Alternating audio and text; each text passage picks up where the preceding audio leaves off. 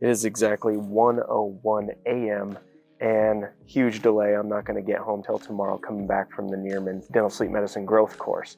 But there was a verse in the Bible that came to mind. It's like, okay, I have 11 hours to sit here in the airport. I decided not to get a hotel room.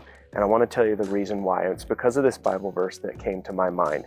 And I know the Bible context is different, but it inspired me in another way that has to do with what we do in the industry of dental sleep medicine. I want to talk about that. Here's what the verse says. It's in Ephesians chapter 5, verse 14, starting in verse 14, if you want to look it up.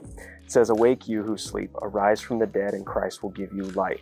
See then to be careful how you live, not as fools, but as wise, redeeming the time because the days are evil."